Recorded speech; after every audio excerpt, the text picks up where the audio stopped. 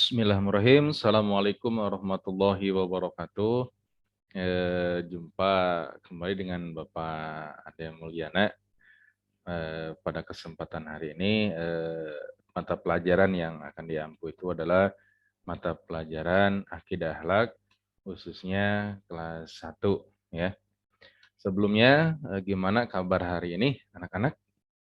Semoga dalam keadaan sehat walafiat. Untuk itu, selalu tetap jaga kesehatan.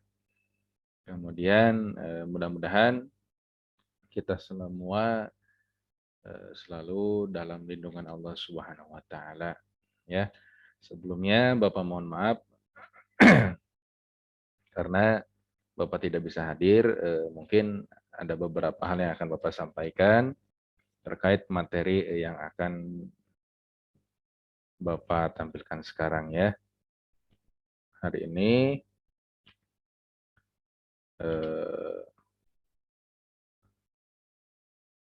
yang akan kita pelajari ini tentang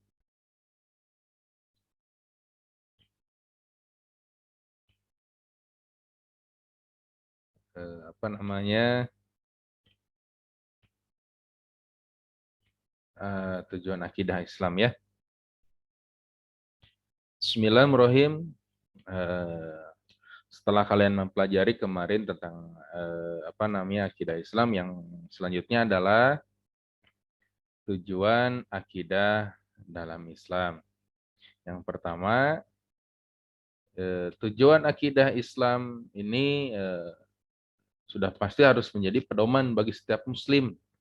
Artinya setiap umat Islam ini harus meyakini dan menjalankan pokok-pokok kandungan akidah Islam tersebut dengan tujuan mendapatkan kebahagiaan di dunia dan di akhirat, serta mendapatkan ridho Allah Subhanahu wa taala. Dengan demikian, berarti mempelajari pokok-pokok kandungan akidah Islam adalah kewajiban bagi seluruh umat Islam di dunia. Nah, salah satunya di sini dikatakan apa sih tujuan yang akidah Islam itu? Yang pertama adalah mengetahui petunjuk hidup yang benar serta dapat membedakan yang benar dan yang salah. Sudah pasti ketika kita belajar tentang akidah Islam, yang pertama adalah untuk mengetahui di dalam hidup ini mana yang sifatnya benar dan mana yang sifatnya salah agar tidak tersesat. Untuk selanjutnya pula adalah untuk memupuk dan mengembangkan dasar ketuhanan yang ada sejak lahir. Contoh, karena manusia adalah makhluk yang berketuhanan. Manusia itu dilahirkan cenderung mengakui adanya Tuhan. Seperti itu. Kemudian berusaha mencari Tuhannya. Kemudian pula memungkinkan dengan kemampuan akal dan ilmu yang berbeda-beda, manusia akan meyakini adanya Tuhan yang Maha Kuasa itu dapat berkembang dengan benar. Untuk selanjutnya, memelihara manusia dari kesyirikan. Apa itu syirik? Syirik itu menyekutukan Allah Subhanahu wa taala, ya. Jadi contoh percaya dengan batu, kemudian percaya dengan ramalan, awas, model yang namanya zodiak, ya, itu termasuk syirik pula. Karena apa? Percaya kepada ramalan, dan di dalam akidah Islam itu tidak diperbolehkan. Inna syirka la zulmun azim. Sesungguhnya syirik adalah dosa yang besar, dan salah satu dosa yang tidak terampuni itu adalah syirik itu sendiri. Selanjutnya, apa sih tujuan akidah Islam itu? Itu untuk menghindari diri dari pengaruh akal pikiran yang menyesatkan. Nah, sedangkan kan manusia itu diberikan akal, ya. Diberikan akal untuk Untuk berpikir, ya. Jika akidah Islam itu tidak diterapkan, kemungkinan besar dia itu akan tersesat. maksud di sana itu tersesat itu akal pikirannya.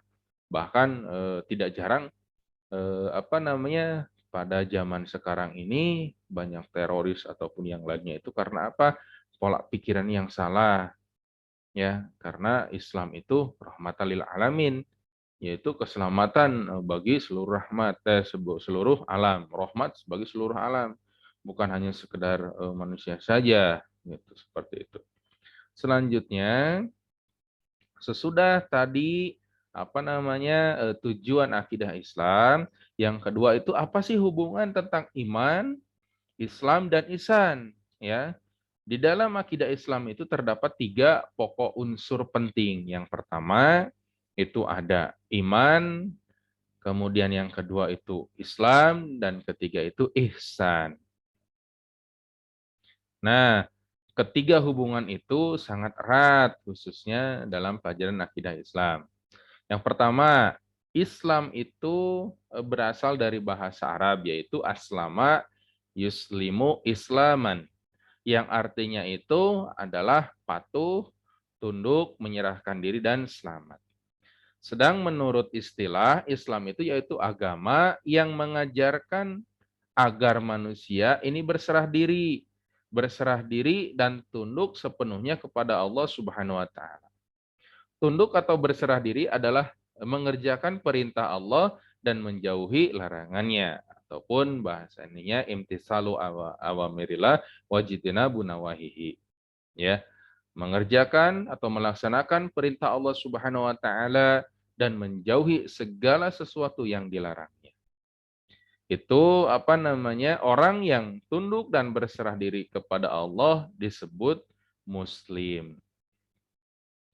Yang kedua, iman. Iman menurut bahasa itu artinya percaya, ya.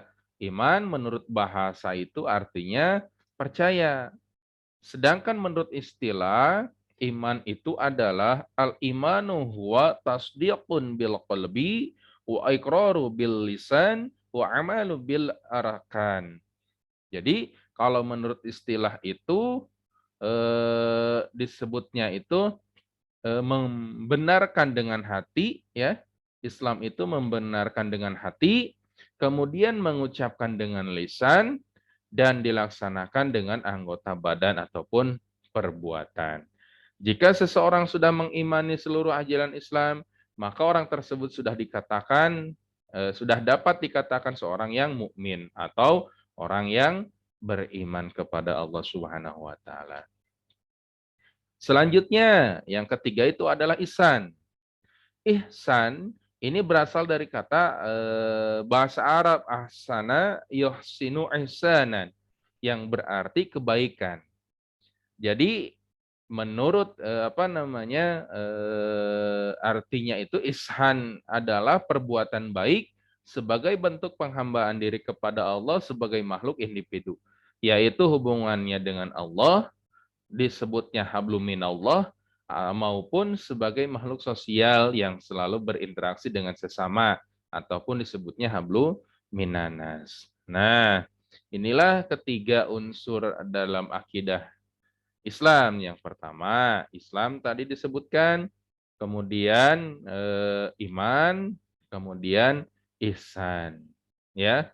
Jadi Islam berserah diri kepada Allah, imtisalu awamirillah wajtinabu nawahihi, ya, mengerjakan apa yang diperintahkan oleh Allah dan menjauhi larangannya.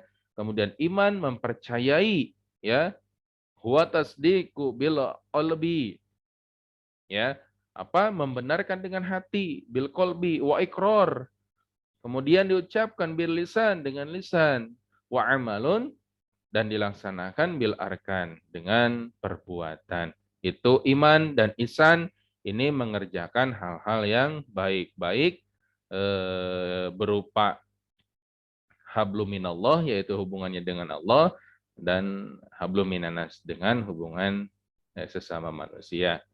Mungkin pada saat hari ini Bapak cukupkan saja. Sekian pembahasan tentang apa namanya tujuan akidah dan unsur pokok-pokok akidah.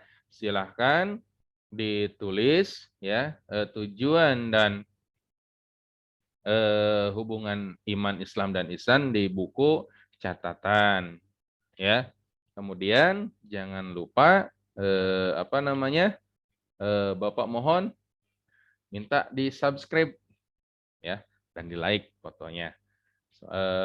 Videonya maksudnya, bukan fotonya, ya. Sekian, terima kasih. Mohon maaf apabila dalam penyampaiannya kurang berkenan. Tetap semangat, semoga kita bisa belajar tatap muka lagi seperti biasanya, dan doakan kepada seluruhnya, semoga kita semua berada dalam lindungan Allah Subhanahu wa taala. Bapak cukupkan sekian. Wallahul muwaffiq ila aqwamit thoriq. Wassalamualaikum warahmatullahi wabarakatuh. Selamat.